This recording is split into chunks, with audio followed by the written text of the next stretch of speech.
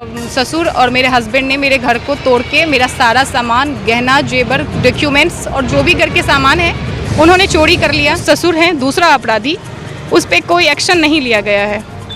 अनुगुल जिला नाल्कोरे रहुथिबा बालकृष्ण झा टाटा स्टील भली एक सम्मान सूचक कंपानी रे चाकरी करती। से मूलतः बिहारी बासिंदा, तेणु से 8 वर्ष पूर्वे से बिहार प्रदेश खुशबू झा को वैदिक रीति बह करते, किंतु बहर 1.5 वर्ष पर्यंत सबकिछि ठीक थिला। किंतु एहा परे जेमिति तांको जीवन रे अंधकार कला बादल माड़ी आसला। तांको ससुर स्वामी मिसी निर्यातना देबारु प्राय 6 वर्ष अधिक समय हबो निज बापांको घरे रही आसुले। किंतु खुशबूंको भाईंको विवाह परे खुशबू आउ निज बापा घरे न रही पुणी स्वामींको घर को आसी रहिबाकू जिद करिबारु निज स्वामी बालकृष्ण खुशबू को आनी 1 वर्ष हेब नाल्को अंचल कन्हई नगर रे एक भड़ा घरे रखिथिले। सेपटे किंतु बालकृष्ण झा बिहार रे छाड़पत्र पई कोर्ट को द्वारस्थ हेबारु एक नोटिस खुशबू निकट को आसीथिला, जहा फल सी बिहार जाइथिबा समय बालकृष्ण और तांको बापा खुशबू रहुथिबा घरे कलाकना बुलाई दैथिले।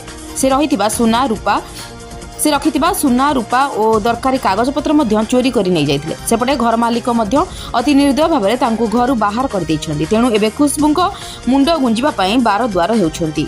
नाल्को पुलिस बालकृष्ण को चोरी अभियोग रे गिरफ्त करी कोर्ट चालान करथिया बेले तांको ससुर एबे बाजार रे खुल्लम खुला बुझुछन्ती। खुशबू को तांको ससुर जीवन रु मारी देबा पई धमक देबारु आज गणमाध्यम आगे अभियोग करछन्ती। सुनंतु कोन कहउछन्ती खुशबू। अनुगुल, मेरा नाम खुशबू झा है, मैं बिहार से हूँ।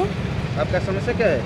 मेरा समस्या ये है कि मेरे ससुर और मेरे हस्बैंड ने मेरे घर को तोड़ के मेरा सारा सामान, गहना, जेवर, डॉक्यूमेंट्स और जो भी घर के सामान है उन्होंने चोरी कर लिया। मैं उड़ीसा में रह रही हूँ और मेरे हस्बैंड मुझे अपने साथ नहीं रख रहे हैं, कहीं और रख रहे हैं। तो वहाँ पे 1.5 साल से मैं रह रही थी, ठीक है। मुझे एक नोटिस आया बिहार से, तो मैं बिहार गई थी। डाइवोर्स का नोटिस था। वापस मैं आई हूँ, मैं देख रही हूँ कि मेरे घर का सारा सामान गायब है।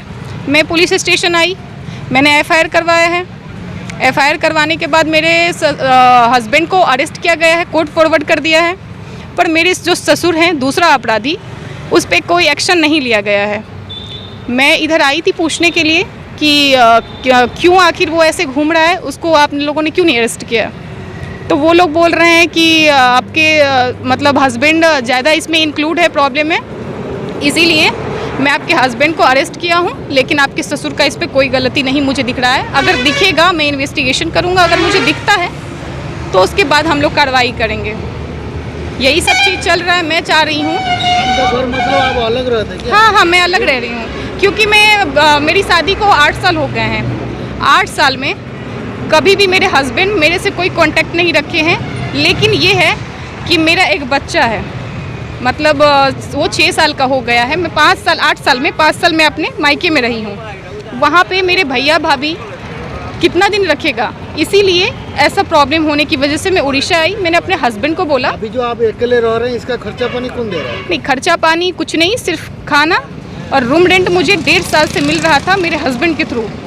फिर उसके बाद उन्होंने वो देना बंद कर दिया और मेरा और मेरे बच्चे का यहाँ पे खाना पीना, रूम रेंट सब कुछ नहीं मिल रहा था। मेरे मकान मालिक आए और उन्होंने बोला कि आपके हस्बैंड ने रूम रेंट देना बंद कर दिया है, आप मेरे घर से निकलो, नहीं तो मैं ताला लगा दूंगा, बाहर से ताला तोड़ दूंगा। तो मैंने उनको बोला कि मेरे ऊपर एक नोटिस आया है बिहार से, मैं बिहार से आती हूँ, आने के बाद मैं घर को देखूँगी कैसे क्या करना है।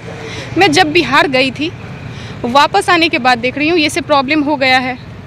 बस अभी आप क्या चाहते हैं? मैं अभी चाहती हूँ कि मेरा जो दोनों अपराधी है, मेरा हस्बैंड और मेरा ससुर, उन लोगों के ऊपर जो मैंने केस किया है उसमें दोनों को अरेस्ट किया जाए।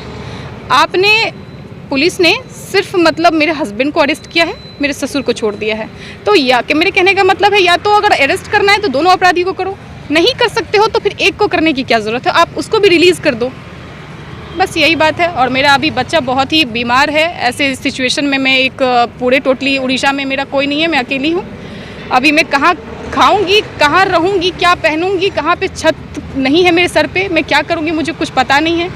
और वो मेरा हस्बैंड अपने पिताजी का जो भी अपराध है शायद वो अपने सर पे लेकर के जेल चला गया है और मैं ससुर के ऊपर कुछ क्लेम नहीं कर सकती हूँ, इसीलिए मैं रोड पे अभी भटक रही हूँ। मेरा बच्चा बीमार है, वो कहाँ क्या खाएगा क्या पहनेगा उसका कोई रिस्पॉन्सिबिलिटी नहीं है। मैंने पुलिस वालों से बात किया था, उन्होंने बोला कि मेरा काम यहीं पे ख़त्म हो रहा है, हम आपकी किसी तरीके से कोई हेल्प नहीं कर सकते हैं।